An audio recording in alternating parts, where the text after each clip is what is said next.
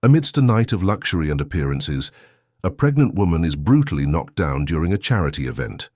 The fall, filmed and ignored by her own husband, explodes on social media as a symbol of elite impunity. But what seemed to be the end marks the beginning of a struggle that would shake the entire country.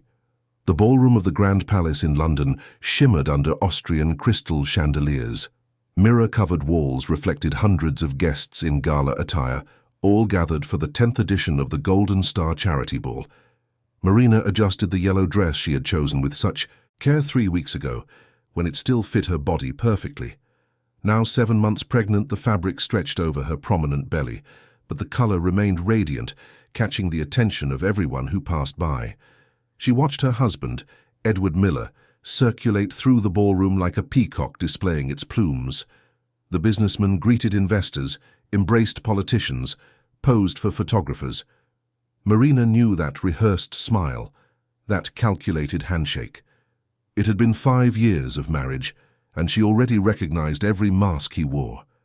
That night, Edward wore the mask of the generous philanthropist, the perfect host, the dedicated future father. But Marina knew that behind that facade existed a man she barely recognized anymore. The central table was reserved for the event's hosts. Marina sat alone, her hands resting on her womb where her daughter stirred restlessly. Perhaps the little one felt the tension emanating from her mother's body, or perhaps she was just reacting to the loud music and intense lights.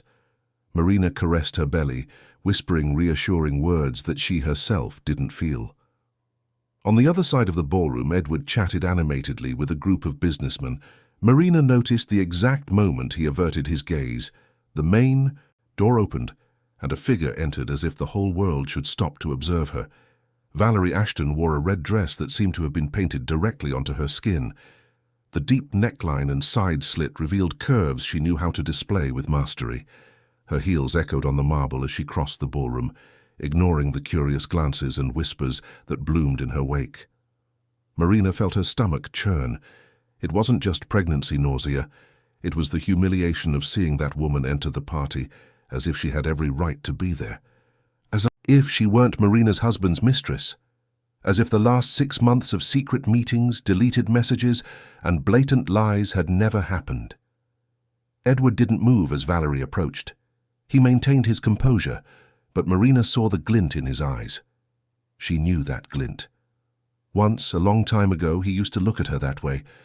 Now that look was reserved for another, and Marina swallowed the pain as she swallowed so many other things in that marriage that had become a gilded cage.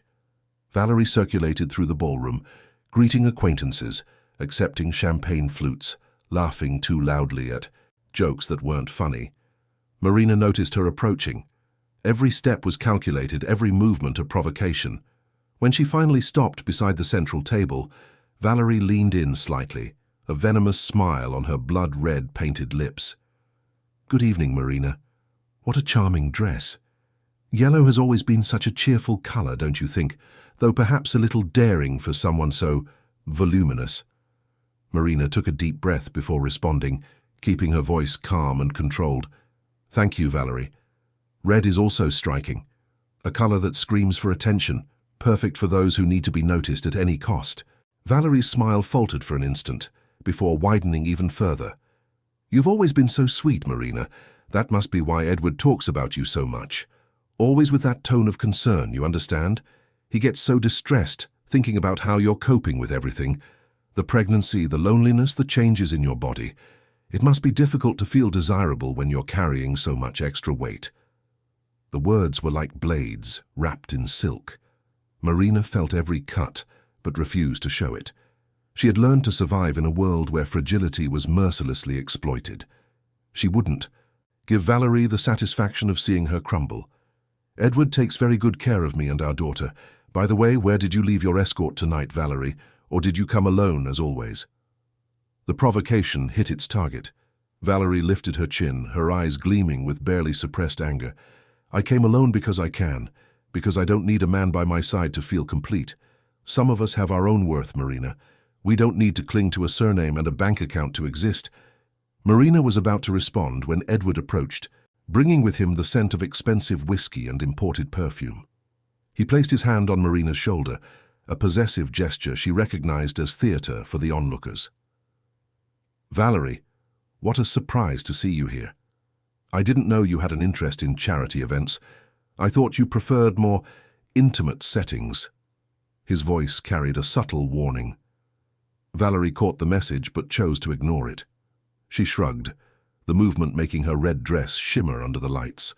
"I have many interests, Edward. Some you know well, others you might still discover. You never know what can happen." "On a night like this, do you?" Marina observed the exchange of glances between the two. There was something more than just an affair there. There was a complicity that completely excluded her, a silent language they shared that made her feel invisible in her own marriage. The orchestra began to play a waltz. Couples moved onto the dance floor, their bodies twirling in perfect synchrony. Edward extended his hand to Marina, another rehearsed gesture to maintain appearances. "Shall we dance?" Marina looked at his hand, then at her own prominent belly. "I'm not exactly in a condition to waltz." "Edward, why don't you invite someone else? I'm sure there are plenty of options." Edward withdrew his hand, a flicker of irritation crossing his face before he returned to his cordial mask. "As you wish. I'll go greet some investors. Try to look less bored, won't you? People are watching." He walked away, leaving Marina alone once more. She watched Valerie follow Edward to the bar, the two positioning themselves too close to be casual. Marina felt her daughter kick, a reminder that she wasn't completely alone. At least she had someone who depended on her, someone who would love her unconditionally. A waitress passed by offering canapés. Marina accepted one, more to have something to do with her hands than out of hunger. The ballroom was growing increasingly crowded, the noise of conversations rising in volume. She recognized some faces, businessmen who did deals with Edward, socialites who greeted her with fake kisses and empty smiles, journalists circulating in search of stories they could turn into headlines. Marina thought of her father, Dr. Henry Davies, a retired judge, a man of rigid principles and even more rigid opinions. They hadn't spoken for 3 years, ever since Marina announced her marriage to Edward. Her father had warned her that this man was dangerous, that the glitter of money obscured the rot beneath. Marina hadn't listened. She was in love, blinded by the promise of a fairy tale life. Now, sitting in that ballroom of gold and lies, she wished she had listened. The charity speech began. Edward ascended the stage, the microphone amplifying his voice, which distilled calculated charity. He spoke about underprivileged children, about education, about equal opportunities. Marina almost laughed at the irony. The man who exploited employees, who evaded taxes, who ruthlessly destroyed competitors, now presented himself as a savior of the disadvantaged. Valerie applauded louder than everyone else, her eyes fixed on Edward with an adoration Marina recognized as a distorted mirror of what she herself had once felt. The difference was that Marina had already crossed the mirror. She knew what was on the other side. Valerie still lived in illusion, believing it would be different, that she would be special, that Edward would choose her. Poor fool, Marina thought. He wouldn't choose anyone but himself. Dinner was served. Marina pushed the food around her plate without appetite. Around her, empty conversations about the financial market, real estate, international travel. No one asked how she was. No one seemed to notice that the evening's hostess was there like a ghost, present but absent, visible but ignored. When dessert arrived, Marina decided it was enough. She needed air, space, distance from that circus of hypocrisy. She stood up with difficulty, her belly making every movement a negotiation with gravity. No one noticed her exit towards the corridor leading to the restrooms. The corridor was empty and silent, a welcome contrast to the chaos of the ballroom. Marina leaned against the wall, closing her eyes and breathing deeply. Her daughter stirred again, and Marina whispered promises she intended to keep. Her daughter would grow strong. Her daughter would know her worth. Her daughter would never depend on a man to define who she was. Footsteps echoed in the corridor. Marina opened her eyes and saw Valerie approaching, her red dress like a bloodstain against the white marble. There were no more smiles. There were no more polite word games. Valerie's eyes burned with something primitive and dangerous. "You don't deserve him, Marina. You never did. Edward deserves someone who understands him, who challenges him, who is his equal. Not a decorative wife carrying a child he didn't even want. The words hit Marina like punches. The child he didn't even want. She knew it was true. Edward had made it clear from the beginning that the pregnancy was inconvenient, poorly planned, a problem to be managed. But hearing that from Valerie, knowing they discussed it in their intimate moments, was a new cruelty. "Get out of my way, Valerie. This is neither the time nor the place." Valerie laughed, a harsh, humorless sound. "Not the time? When would be the time, Marina? When you finally accept that you've lost? That he doesn't love you, that he never loved you?" Marina felt tears burn her eyes but refused to let them fall. Not there. Not in front of that woman who had already taken so much from her. She tried to pass Valerie, but the other blocked her way, standing dangerously close. "He's going to choose me. You'll understand that soon. And when you do, you'll get out of the way, as you should have done from the start." Marina pushed Valerie aside and returned to the ballroom. Every step was an effort, not only due to the weight of her pregnancy, but also the emotional burden she carried. She needed to sit, calm her racing heart, protect her daughter from the stress she felt pulsating in her veins. When she reached the central table, she sank into the chair with a sigh of relief that was too brief. Valerie had followed her. Marina felt her presence even before she saw her. It was as if the air grew heavier, harder to breathe. Valerie stopped behind Marina's chair, leaning in to whisper in her ear. "Enjoy it while you can, darling.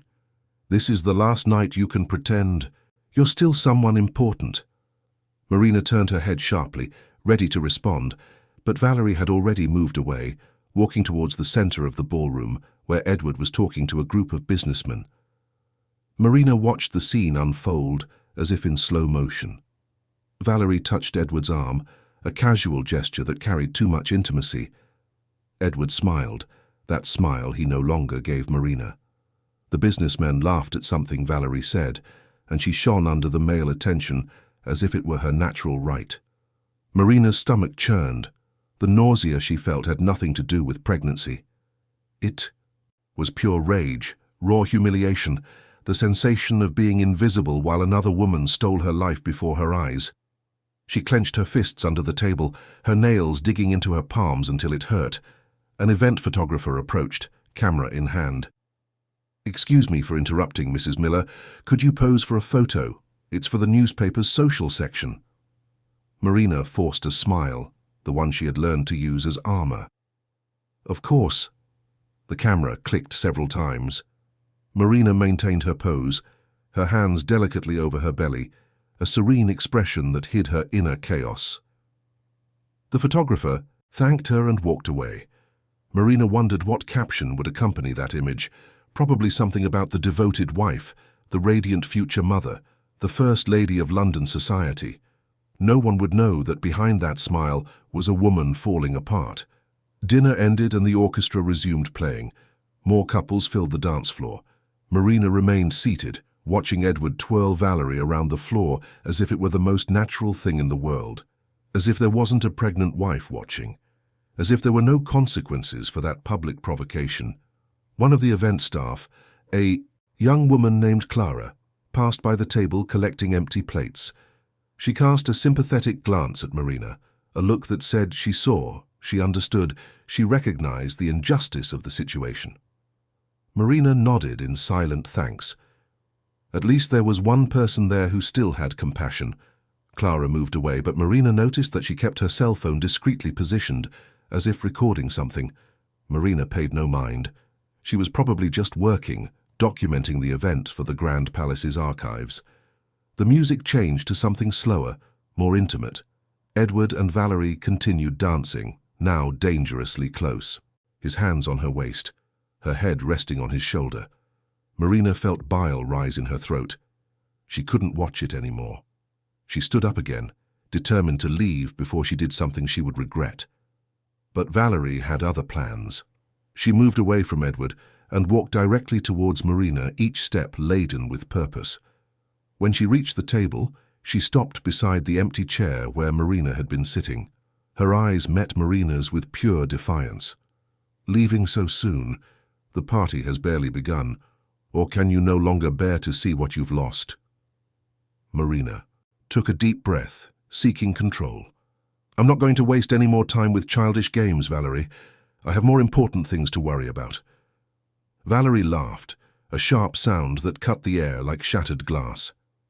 Important things? You mean that belly that makes you slow and ugly? That weight that holds you back while the world keeps spinning without you? The words were distilled venom.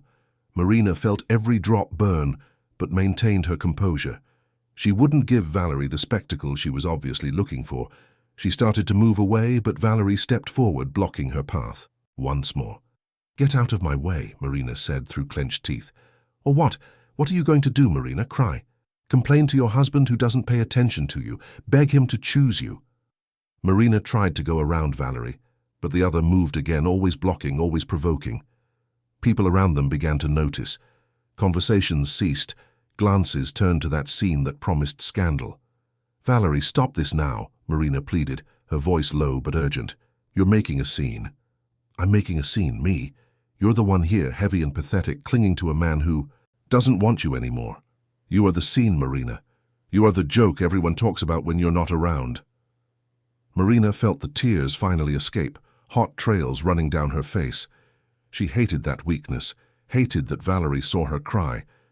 But it was too much. Everything was too much. The months of silent humiliation, the nights sleeping alone while Edward came home late with empty excuses, the pitying glances of acquaintances who knew but pretended not to. Valerie saw the tears and smiled, triumphant. Finally, finally the truth appears. You are weak, Marina. You always have been. Edward deserves more. It was then that it happened. Valerie extended her hand, seemingly to touch Marina's shoulder, in a gesture that might have appeared conciliatory to onlookers. But Marina saw the malicious glint in her eyes and understood that it wasn't comfort that was coming. She took a step back, trying to create distance. Valerie lunged forward, the movement sudden and aggressive. Marina tripped on her own feet, unbalanced by the weight of her belly and the heels she had chosen out of vanity. She felt her body tilt backward, sought support from the chair, but it was too late. What happened next was so fast that Marina barely processed it. Valerie lifted her leg and kicked the chair away. The movement was brutal, precise, intentional. The chair slid across the polished marble floor, and Marina completely lost her balance. Her arms flailed in the air, searching for something, anything to hold on to. They found only emptiness. The fall seemed to last an eternity. Marina had time to think of her daughter, to instinctively protect her belly with her hands, to feel the terror of not being able to prevent the inevitable. Then her body hit the floor. Pain exploded in her hip, radiating throughout her entire right side. Her head hit hard enough for stars to dance in her vision. The ballroom fell into absolute silence. The music stopped, conversations ceased. Even the clinking of glasses seemed to have frozen in time. Marina lay on the cold floor, her yellow dress spread around her like petals of a fallen flower. She tried to move, but the pain was overwhelming. And then she felt it. The warm dampness between her legs, the icy panic that completely paralyzed her. Blood. There was blood. Marina tried to speak, but no sound came out. She looked up and saw faces approaching, shocked expressions, outstretched hands that couldn't reach her. And she saw Valerie, still standing where she had been, her face now pale, her eyes wide as if she finally understood what she had done. But there was no remorse there. There was fear. Fear of consequences. Edward appeared, pushing people aside to reach Marina. But when he knelt beside her, it wasn't to check if she was okay. His hands touched her mechanically, while his eyes swept the ballroom, calculating the damage to his reputation. Marina saw the exact moment he decided his narrative. She tripped, Edward said loud enough for everyone to hear. It was an accident. She tripped on her dress.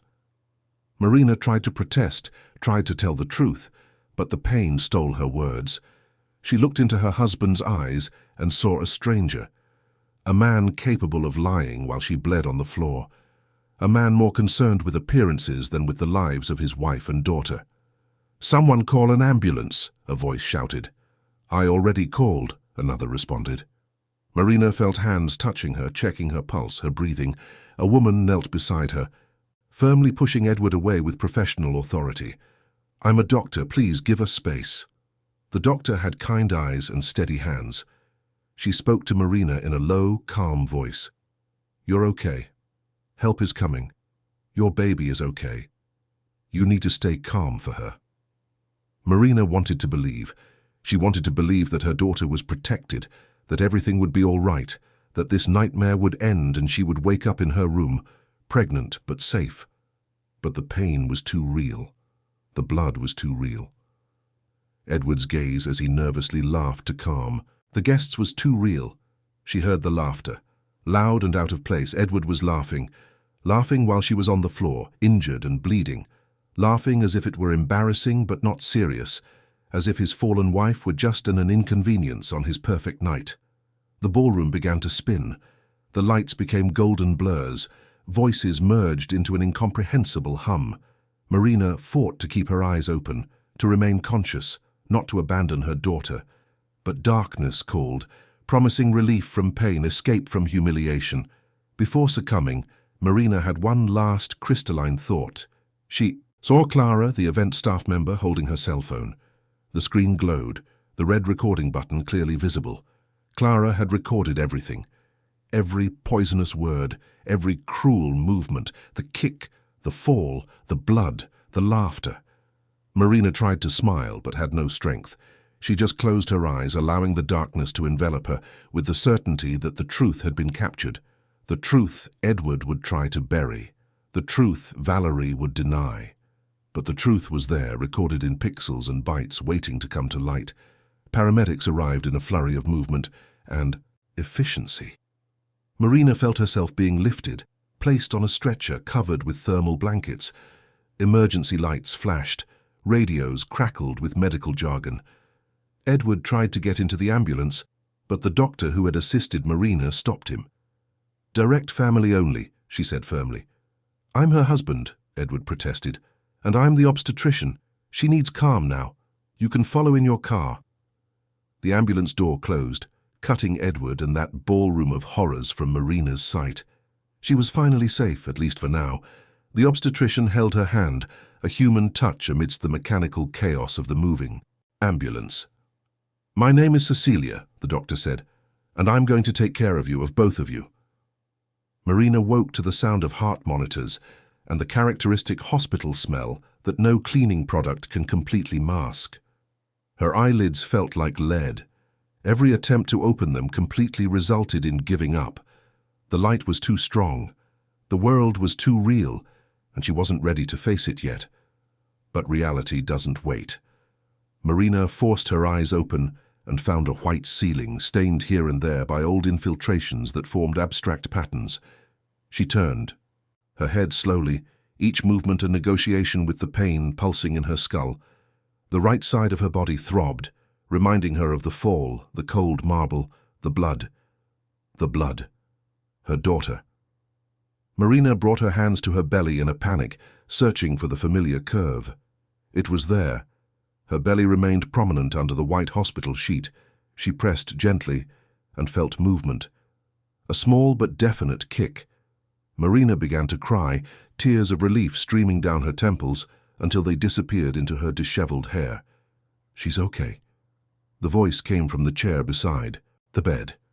Marina turned her head and saw Dr. Cecilia sitting there, wearing a white lab coat over what looked like wrinkled gala attire. The doctor no longer had the impeccable posture from the party. She had the tired appearance of someone who had spent the night on vigil. "Your daughter is fine," Dr. Cecilia repeated, standing up and approaching the bed. "Stable heart rate, normal fetal movements. You sustained a serious hip contusion and a minor head injury, but nothing that compromises the pregnancy. The bleeding was superficial, caused by a small placental abruption that has already stabilized." Marina tried to speak, but her throat was as dry as sandpaper. Dr. Cecilia noticed and offered a glass of water with a straw. Marina drank eagerly, the cool liquid easing the discomfort. "How long?" Marina managed to whisper. "How long was I unconscious?" "Almost 8 hours. You arrived here around 11 at night. It's almost 7 in the morning now. We had to run some tests, an emergency ultrasound, an MRI. We wanted to make sure both you and the baby were stable before letting you wake up naturally." Marina processed the information slowly. 8 hours, an entire night had passed. An entire night in which the world kept spinning while she was suspended in unconsciousness. "Edward," she said suddenly, "my husband, is he here?" Something passed over Dr. Cecilia's face, a shadow that could be disapproval or just professional concern. "He's in the waiting room. He arrived here right after the ambulance. He's been insisting on seeing you, but I didn't allow visitors until you woke up and I could assess your condition." "Thank you," Marina said, and she truly was grateful. The thought of seeing Edward, of having to deal with him while she was still so vulnerable, filled her with dread. The room door opened and a nurse entered, bringing a tray with hospital breakfast. She smiled at Marina, that professional smile nurses master, and began checking the monitors and adjusting the IV drip. Dr. Cecilia observed in silence, then turned her attention back to Marina. "There's something else you need to know. There was a video." Marina felt her heart race. The monitor beside the bed began to beep faster. A video? An event staff member recorded what happened. The fall, what led up to it, everything. The video was released on social media about 3 hours ago. It's spreading rapidly. Marina didn't know whether to laugh or cry. Clara, the staff member with kind eyes and a discreet cell phone. She had done it. She had given Marina a voice when she couldn't speak for herself. "Can I see it?" Dr. Cecilia hesitated. "I'm not sure if that's a good idea right now. You need to rest. Keep your blood pressure stable." "Please," Marina insisted. "I need to know what's out there. I need to know the truth people are seeing." The doctor sighed but took out her cell phone. She tapped the screen a few times, then handed the device to Marina. The video began to play. Marina saw herself dressed in yellow trying to move away from Valerie. She saw the cruel words being spoken, captured by the phone's microphone with surprising clarity. She saw the moment she tried to sit down, Valerie lunging, the kick to the chair. The recording angle was perfect. There was no doubt about the intention. There was no way to claim it was an accident.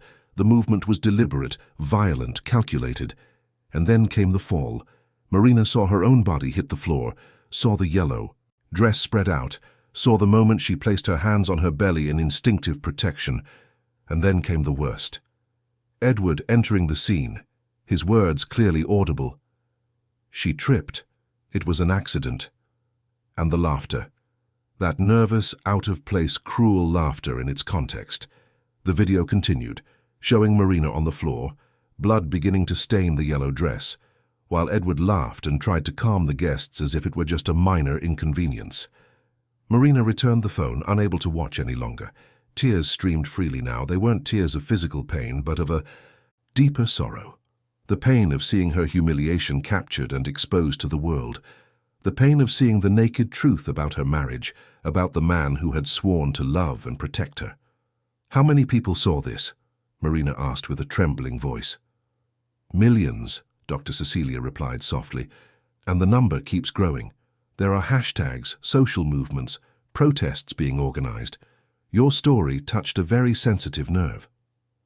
Marina didn't know how to feel about it. Part of her was grateful for the validation, for the proof that she wasn't crazy, that the abuse she had suffered was real and visible. Another part felt exposed in a way she never imagined possible. Her worst night was now available for public analysis, being dissected by strangers on the internet. The room door opened again, this time with more force. Edward entered before anyone could stop him. He still wore the tuxedo from the previous night, now wrinkled and with his tie loose. His eyes were bloodshot, perhaps from lack of sleep, or perhaps from tears. Marina could no longer distinguish what was genuine in him from what was performance. "Marina," he began, his voice laden with emotion that sounded rehearsed. "Thank God you're okay. I was so worried." Dr. Cecilia positioned herself between Edward and the bed, a discreet but firm physical barrier. "Mr. Miller, I asked you to wait until I authorized visits. My patient needs rest." "She's my wife," Edward said, trying to get around the doctor. "I have a right to see her. Not when it compromises her health and the baby's. and especially not when there are legal matters ongoing. Edward stopped, his face assuming an expression of carefully calibrated alarm. Legal matters? What are you talking about? The door opened once more. This time, a tall man with grey hair, an upright posture, and eyes Marina would recognize anywhere entered. Her heart stopped for a beat before racing. Dr. Henry Davies, her father. The man she hadn't spoken to for 3 years, the man whose warnings she had ignored, the man she most needed and most feared to see. Father, Marina whispered, the word escaping as both a confession and an apology. Dr. Henry crossed the room in long, decisive strides. He didn't look at Edward, didn't acknowledge his presence at all. His eyes were fixed only on Marina. When he reached the bedside, his trembling hands touched his daughter's face with a tenderness that made Marina completely crumble. "My girl," he said, his voice hoarse with contained emotion. "What have they done to you?" Marina couldn't answer. She just cried, deep sobs that shook her body and made the monitor alarm again. Dr. Cecilia moved to intervene, but Dr. Henry stopped her with a gesture. "It's okay," he said softly. "She needs to cry. She needs to release this." Edward finally found his voice. "Dr. Davies, with all due respect, I don't know what you're doing here. Marina and I can resolve our issues privately." Dr. Henry finally turned to Edward. The look he cast was icy, colder than Marina had ever seen. "Resolve privately? How did you resolve things last night? With my daughter bleeding on the floor while you laughed for the London elite?" "It was an accident," Edward insisted, but his voice had lost its conviction. "There's a video that says otherwise. A video that shows exactly what you and your mistress did. A video that millions of people have already watched. And there's more. There are messages, conversations that are being investigated right now. You think you can control everything with money and influence, but you'll find there are limits even to the power you think you have." Edward paled. "Messages? What messages?" "The ones you and Valerie exchanged over the past few months. Planning, plotting, thinking you were smarter than everyone. The police already have access to them thanks to a court order I obtained this morning." Marina looked at her father in astonishment. How had he managed to act so quickly? How did he know exactly what to do? But then she remembered who he was. Dr. Henry Davies wasn't just a retired judge. He was a man with decades of experience, with connections throughout the judicial system, with knowledge of how laws worked and how to make justice move. Edward took a step back, then another. His mask was slipping, revealing the panic underneath. "This is absurd. There's nothing in those messages that's incriminating. It was just an argument that got out of control. An argument where your mistress assaulted my pregnant daughter, where you laughed at her pain, where you tried to make it look like an accident to protect your reputation." Dr. Henry advanced, forcing Edward to retreat even further. "You will not come near my daughter again. You will not influence any medical decisions, and you will answer for everything you've done." Edward looked at Marina, seeking support or perhaps mercy. But Marina looked away. She had nothing left to give him, no words, no comfort, no second chances. He had laughed while she bled. He had chosen to protect his image instead of protecting his wife. He had shown exactly who he was, and Marina was finally seeing clearly. "Leave," Marina said, her voice weak but firm. "Leave and don't come back." Edward opened his mouth to argue, but something on Marina's face stopped him. Perhaps it was the coldness in her eyes, so different from the woman he had known, or perhaps it was Dr. Henry's presence, a reminder that Marina was no longer alone and vulnerable. He hesitated, then turned and left, the door closing behind him with a final click. The room fell silent except for the constant beeps of the monitors. Dr. Henry turned his attention back to Marina, his hands holding hers firmly. 3 days passed in a blur of medical exams, lawyer visits, and frustrated attempts to find peace in a hospital room that felt increasingly smaller. Marina remained under observation, mainly because Dr. Cecilia insisted that the additional stress of returning home could compromise the pregnancy. But both knew there was another reason. Marina no longer had a home to return to. The mansion she had shared with Edward for 5 years, now seemed like a prison from which she had narrowly escaped. Dr. Henry brought his laptop every morning, reluctantly but honestly, about what was happening in the outside world. The video had become a viral phenomenon, not just in the United Kingdom, but internationally, translated, subtitled, dissected on news programs worldwide. The blood-stained yellow dress had become a symbol. Hashtags multiplied. Women shared their own stories of abuse and humiliation. Artists created art inspired by the scene. Activists organized protests in front of Edward's mansion and his business office. Marina watched the protest videos with mixed feelings. Hundreds of people, mostly women, marching with signs. Some wore yellow dresses in solidarity. Others carried printed photos of that terrible moment, enlarged until every detail of Marina's pain was visible. She should feel supported, validated. And she did, in part.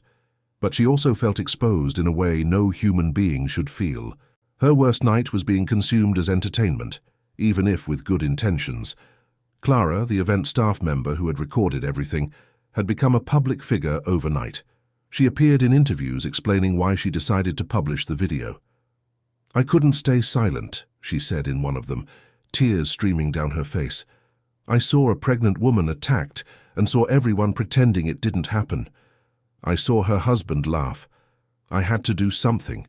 If I didn't, that truth would die in that ballroom." Marina watched that interview with Dr. Henry beside her. Part of her wanted to thank Clara. Part of her wanted to yell at her for exposing something so intimate without permission.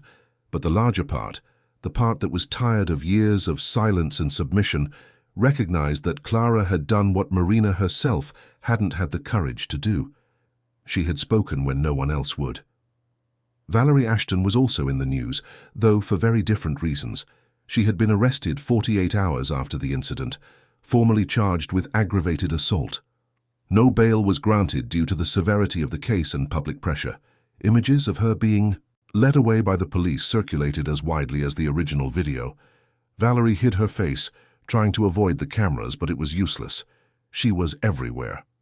The red dress she had worn with such pride now identified her as a villain in a story the entire United Kingdom knew. But Valerie didn't remain silent. From inside her cell, through her lawyer, she gave her version of events.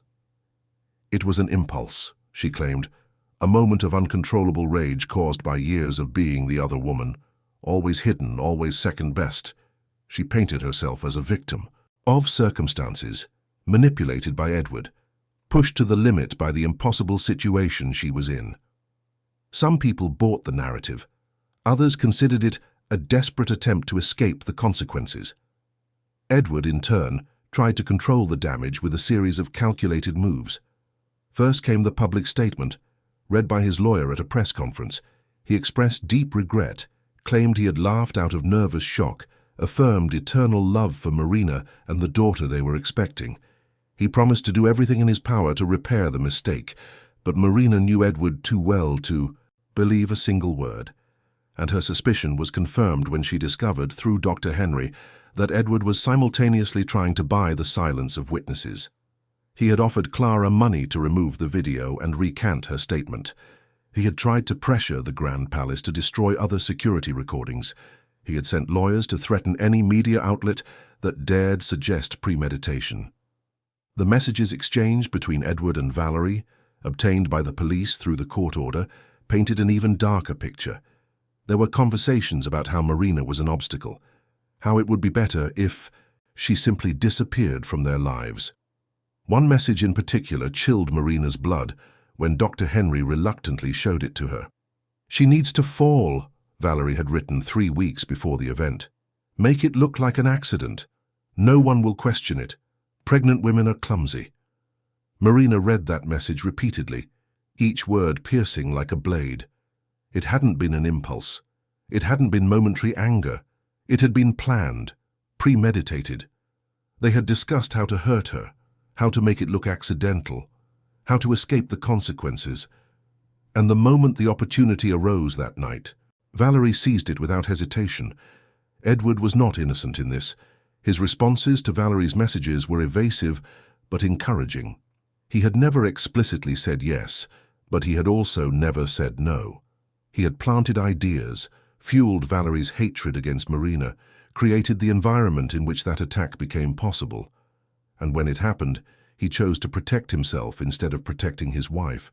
The prosecution was building a solid case, not only against Valerie for the assault, but potentially against Edward as an accomplice. Dr. Henry explained that it would be difficult to prove direct involvement without a confession, but the messages established prior knowledge and implicit agreement.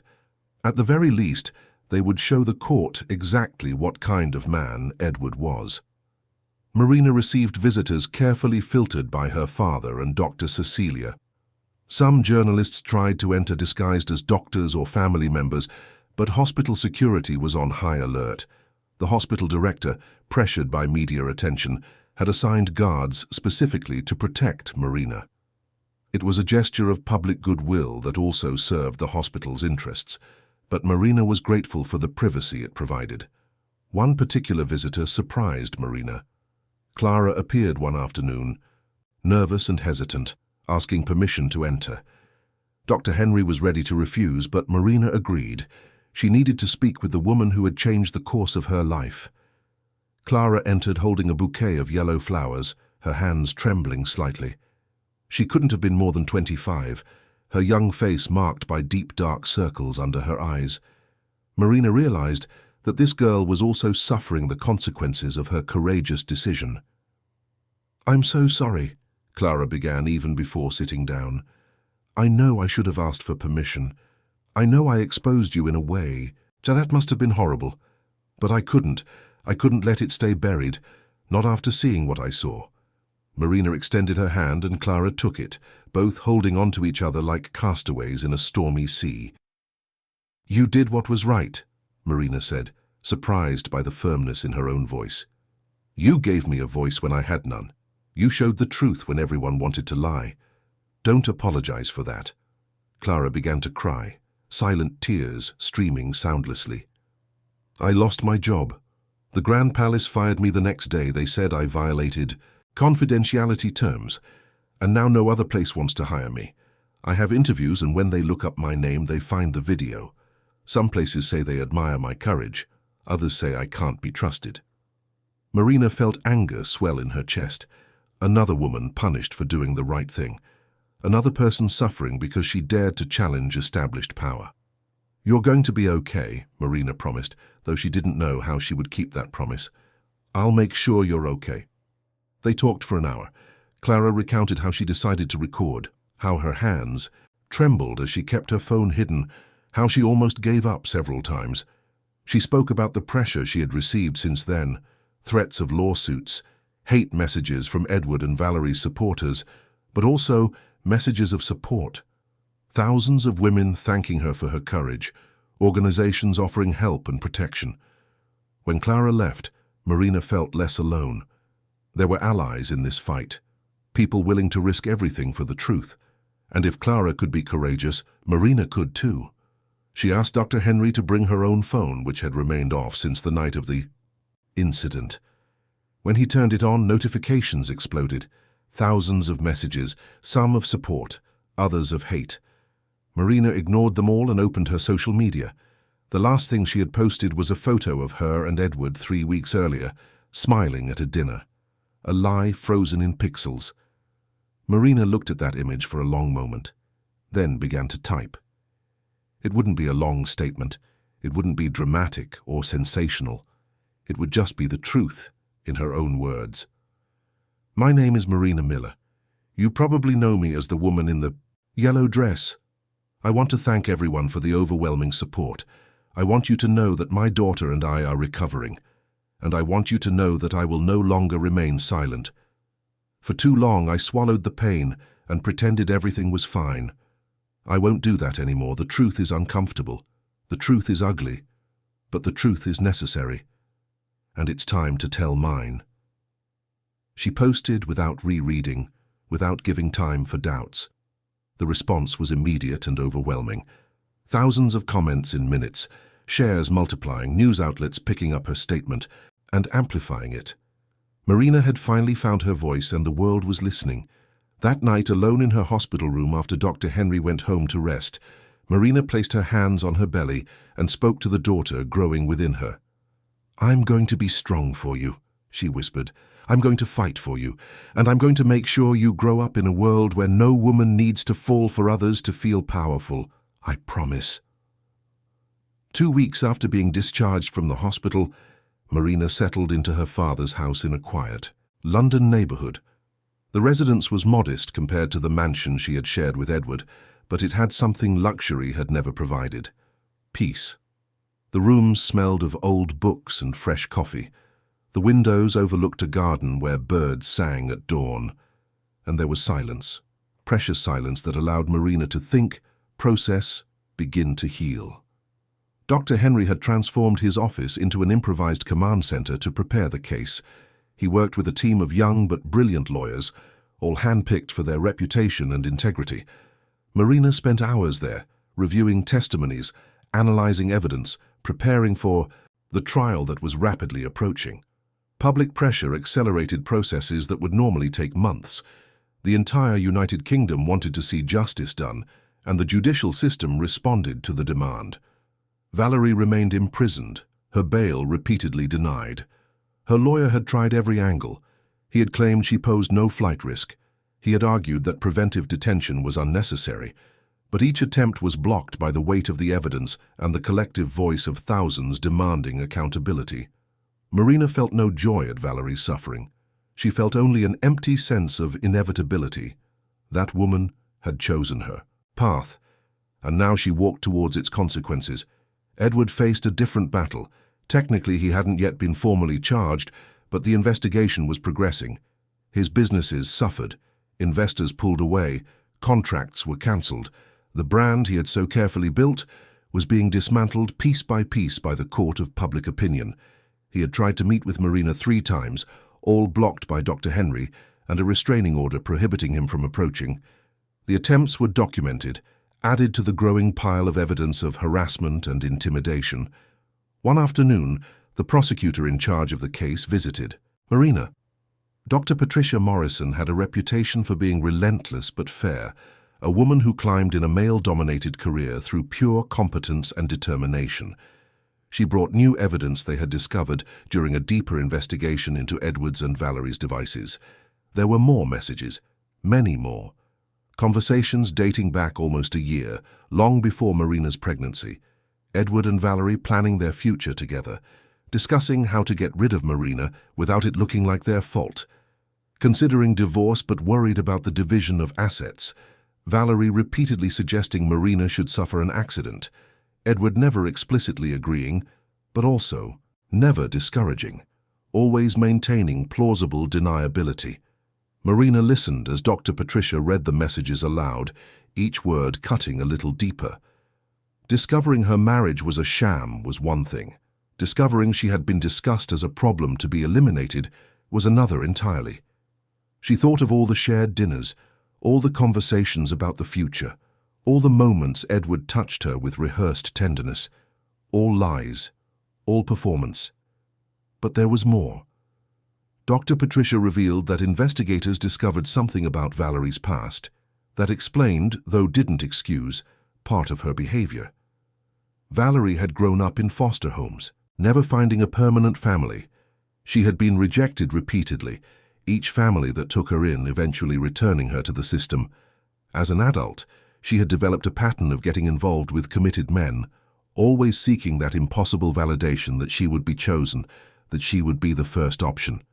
Edward exploited this. The messages showed how he fed Valerie's insecurity, promising a future together while ensuring she never had enough stability to leave him. It was calculated psychological manipulation.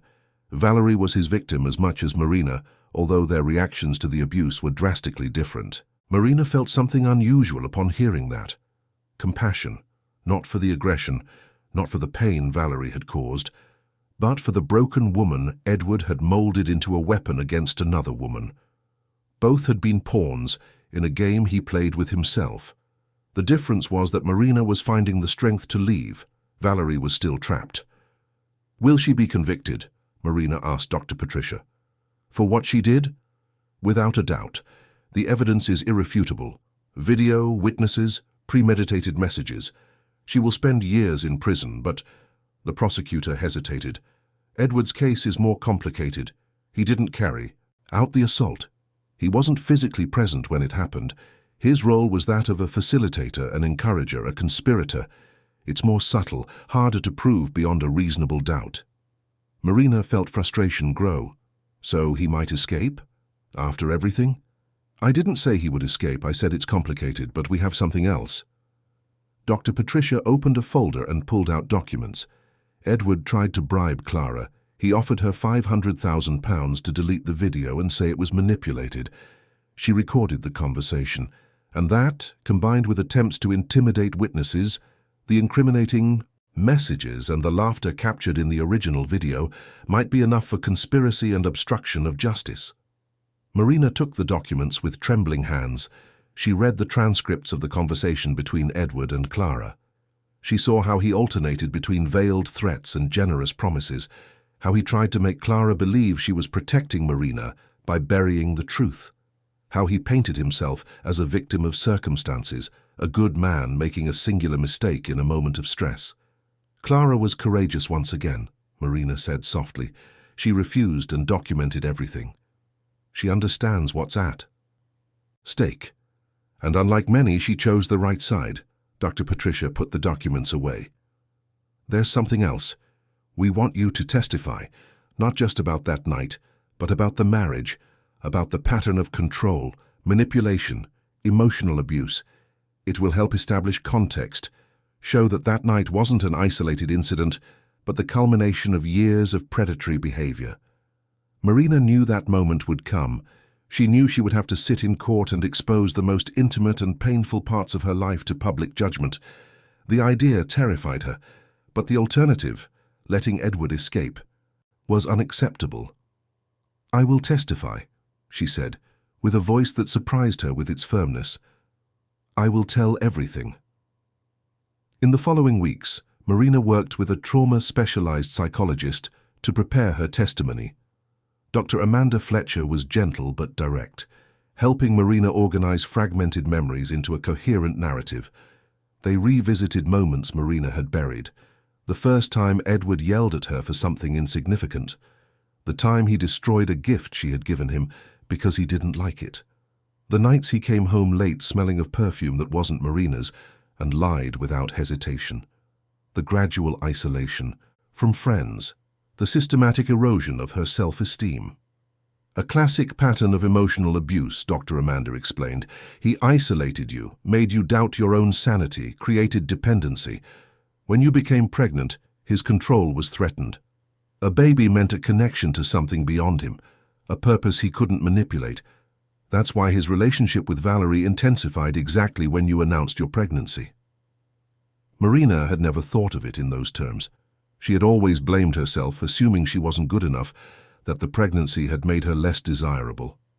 Seeing Edward's behavior for what it truly was, calculated manipulation, was both liberating and devastating at the same time. Marina's daughter continued to grow, indifferent to the chaos of the outside world. Ultrasounds showed healthy development. Dr. Cecilia followed closely, visiting weekly to ensure that stress did not compromise the pregnancy. The two women developed a friendship that transcended a medical relationship. Cecilia shared stories of other patients who overcame trauma, offering tangible hope that Marina would not only survive, but thrive.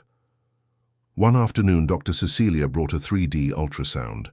Marina saw her daughter's face for the first time with surprising clarity. Small lips, delicate nose, eyes closed in peaceful sleep. Tears streamed down Marina's face, this time not from pain but from overwhelming love. That tiny life protected within her was reason enough to fight. It was reason enough to face any judgment, any public humiliation, any pain. "I'll name her Dawn," Marina decided at that moment. Dr. Henry, who watched from the corner of the room, smiled with pride and tears of his own. A perfect name for someone who brought light back into her mother's life. The trial was scheduled for 3 weeks later. The media went into a frenzy. Cameras were already camped outside the courthouse.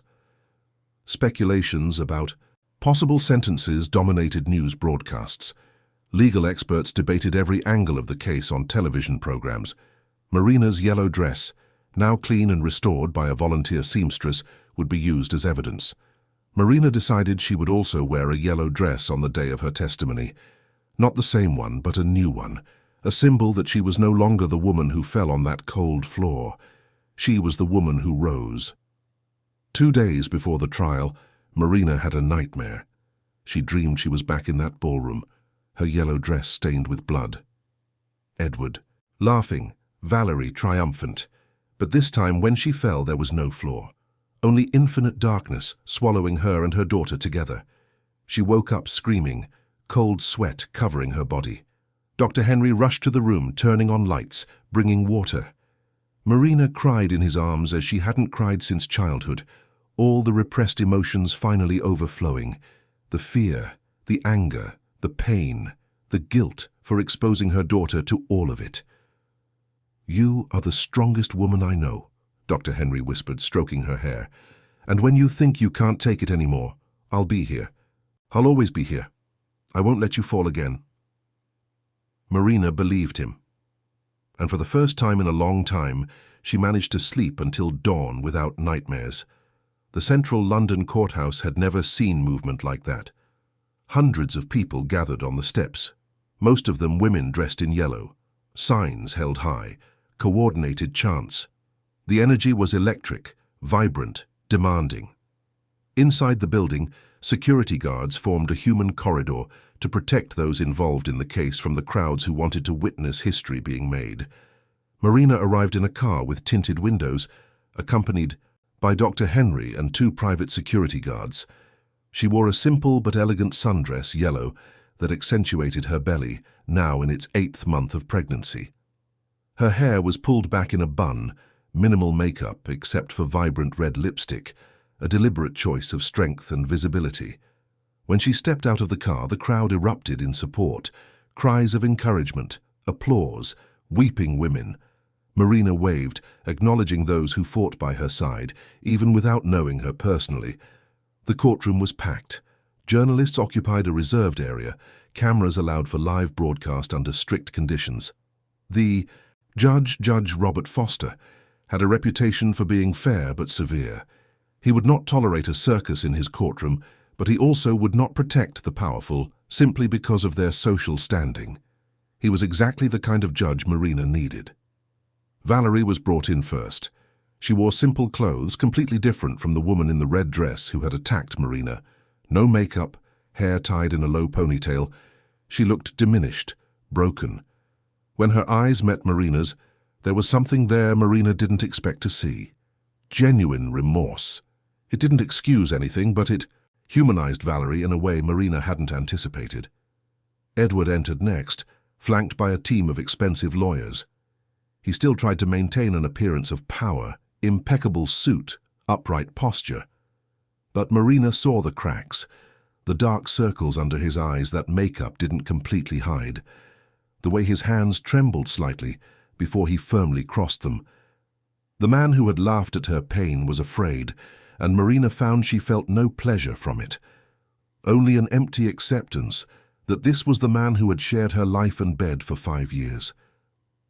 The trial began with formalities. Charges read. Valerie was answering to aggravated assault, attempt to cause grievous bodily harm to a pregnant woman, and premeditation. Edward was answering to conspiracy, encouragement of illegal conduct, and obstruction of justice.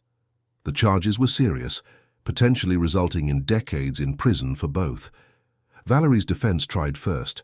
Her lawyer, a middle-aged man with the tired look of someone who knew he was fighting a losing battle, presented an argument of a crime of passion intensified by a pre-existing psychological condition. He brought a psychiatrist who testified about Valerie's traumatic history, about insecure attachment patterns, about how she had been manipulated by Edward in a vulnerable state. It was true, but it wasn't an excuse. Marina listened to the psychiatrist speak about how Valerie sought validation through inaccessible men, how each rejection reinforced childhood trauma, how Edward systematically exploited these vulnerabilities. But in the end, Valerie made a choice. She had multiple opportunities to stop, to seek help, to leave a situation that was destroying everyone involved. She chose violence. Then came Valerie's testimony. She ascended the witness stand with hesitant steps, sitting down and adjusting the microphone with visibly trembling hands. When she began to speak, her voice was small, so different from the confident woman in the viral video. "I loved him," Valerie began, tears already streaming. "I loved him so much I became someone else.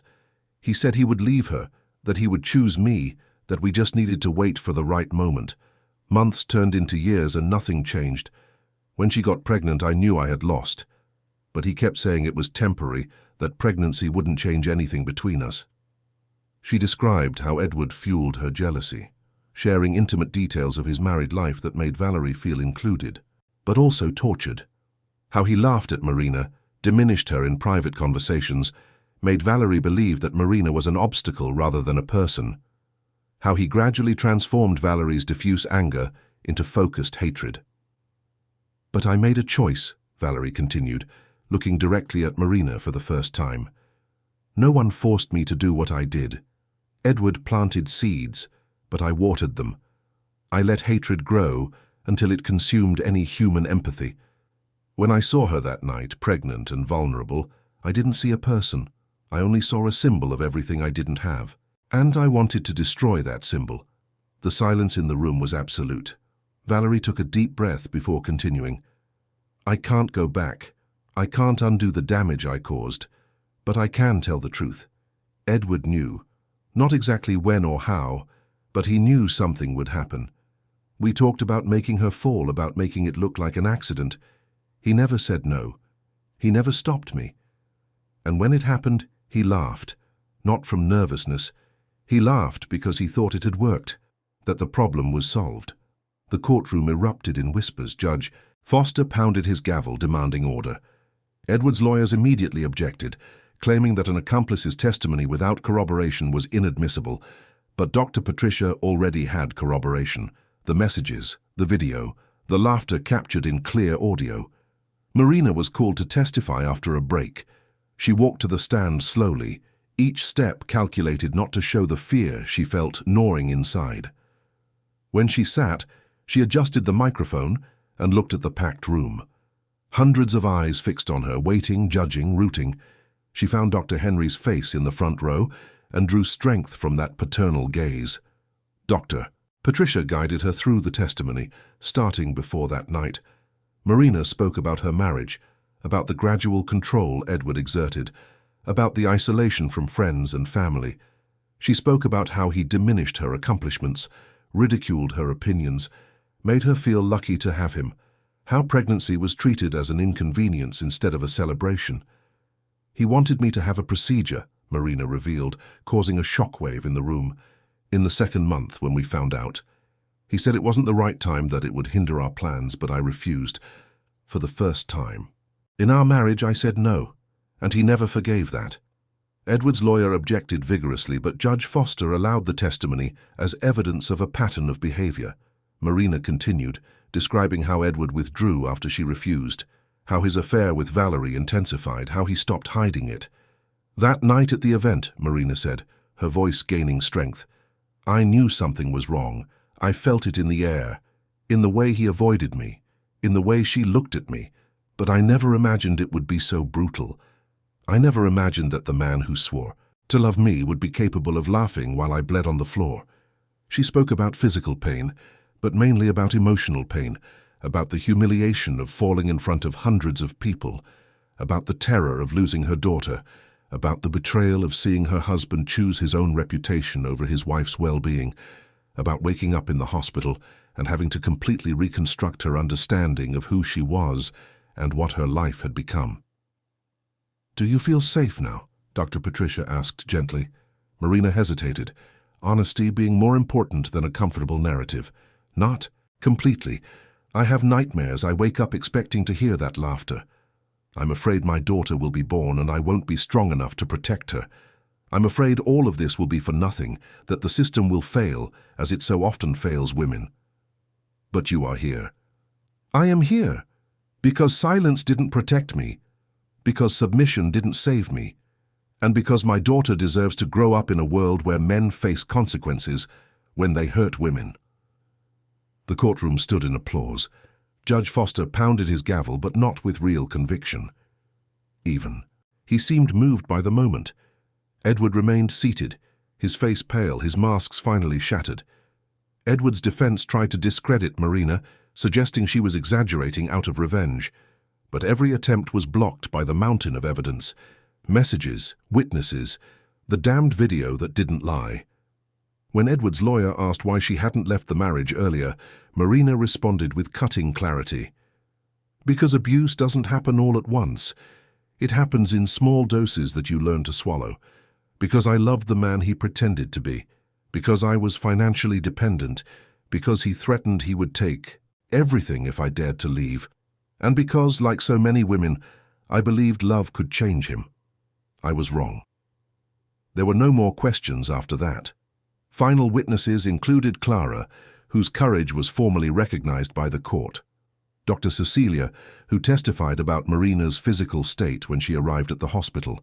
Staff from the Grand Palace who saw the escalating tension. Each testimony added a layer to the undeniable truth.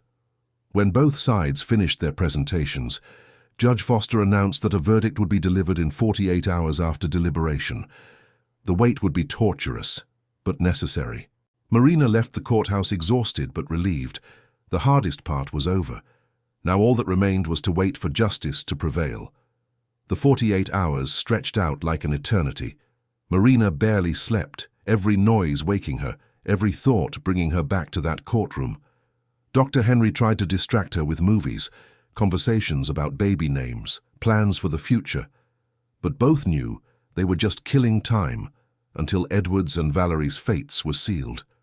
When the day finally arrived, Marina returned to the courthouse with the same escort, the same waiting crowd, the same electric energy in the air. But this time something was different, an almost tangible tension, as if the whole world held its breath waiting for that moment. Marina sat in the front row, Dr. Henry on one side, Dr. Cecilia on the other. Their intertwined hands formed a chain of support she desperately needed. Judge Foster entered, and everyone rose. When he sat down and adjusted his glasses to read the verdict, the silence was so profound that Marina could hear her own heart beating. He began with Valerie, his voice firm and clear, echoing through the room via the sound system. "Valerie Ashton, you have been found guilty of aggravated assault against a pregnant woman, attempted to cause grievous bodily harm, and premeditation. The evidence presented was irrefutable. The captured video clearly shows your deliberate actions. The recovered messages demonstrate prior planning. Your own testimony confirms malicious intent. Considering the gravity of the act, the victim's vulnerability, and the danger posed to the life of a pregnant woman and her baby, this court sentences you to 12 years in prison, with no possibility of parole for the first 6 years." Valerie did not react visibly. She simply lowered her head, accepting the weight of the sentence she herself had testified to deserving. Marina felt a strange mix of relief and sadness. Justice was being done, but at what cost? How many lives destroyed by jealousy and manipulation? Then came Edward. Judge Foster turned to him, and Marina noticed something different in the magistrate's gaze, something colder, more personal. "Edward Miller, you have been found guilty of conspiracy to commit assault, encouragement of illegal conduct, and obstruction of justice. Although your hands did not execute the physical violence, your words, your actions, and especially your omissions made it possible. You manipulated Valerie Ashton, exploiting her vulnerabilities to turn her into a weapon against your own wife. You laughed at the pain of a woman you swore to protect. You attempted to buy silence, destroy evidence, and pervert the course of justice. This court sentences you to 15 years in prison, including additional charges of attempted witness bribery and continuous harassment through third parties." Edward turned pale.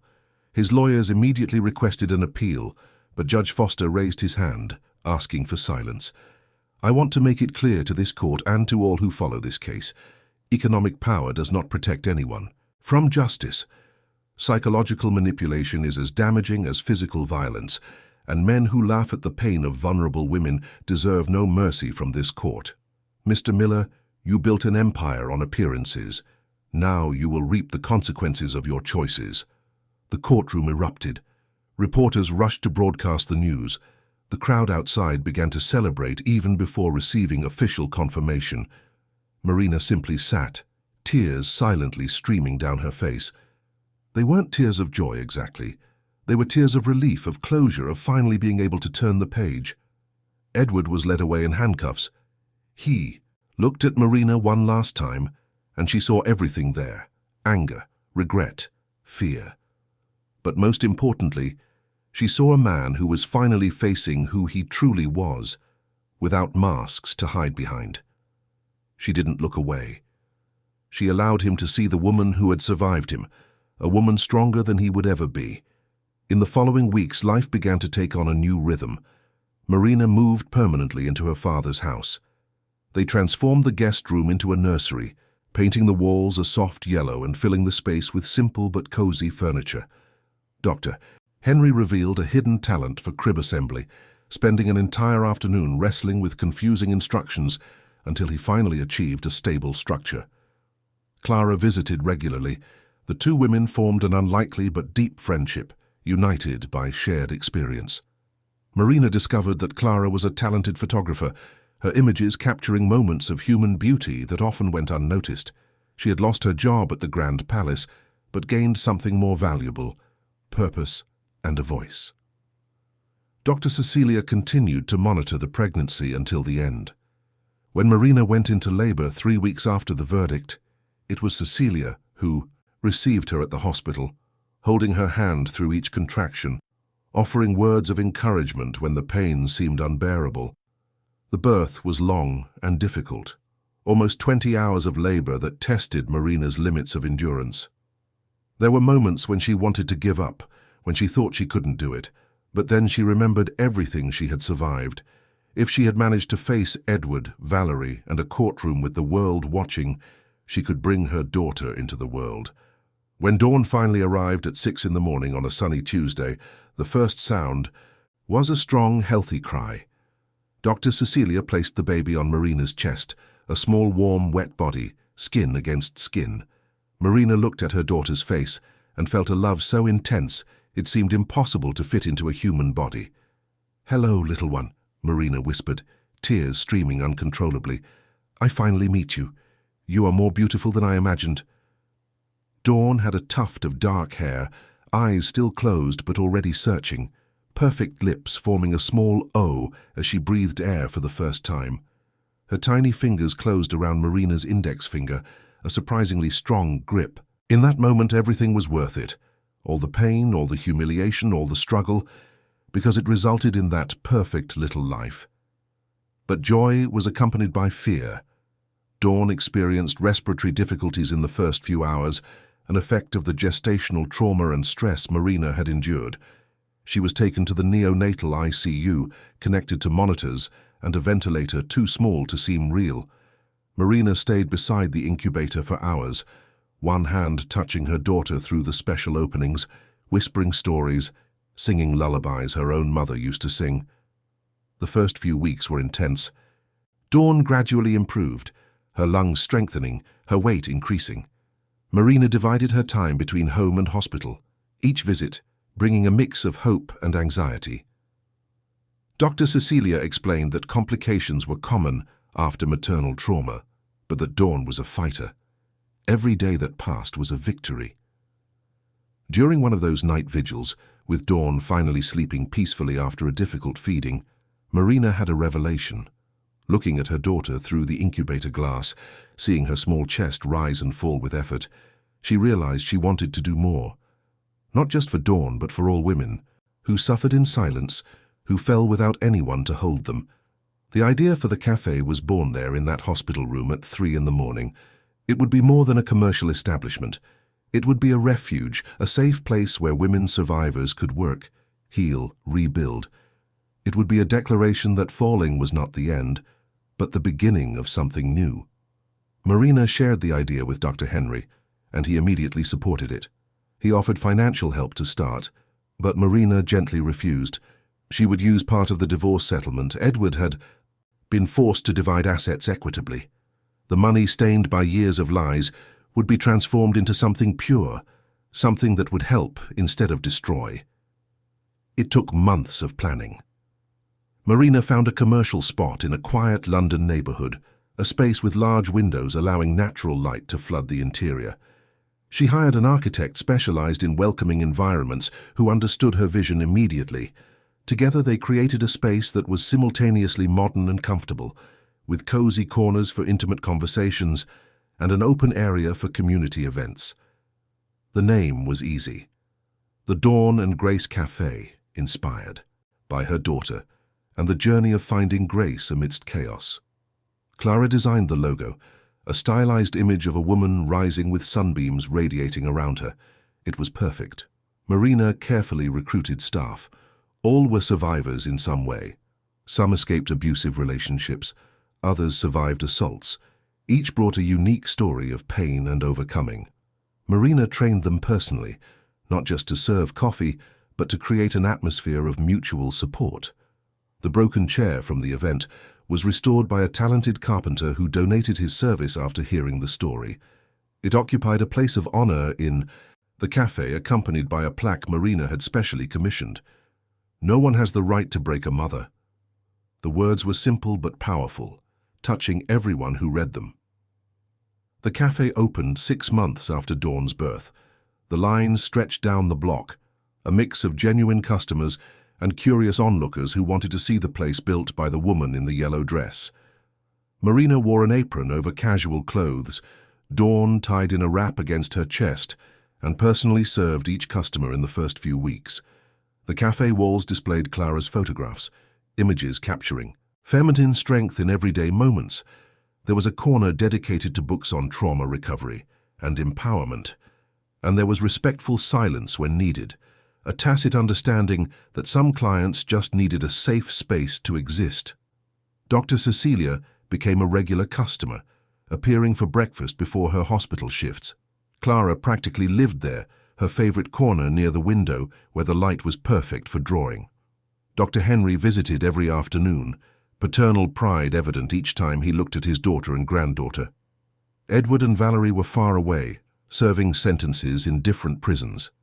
Marina received letters from Valerie, occasionally apologies that sounded genuine but which Marina put away without reading completely. Forgiveness was a process, not a single event.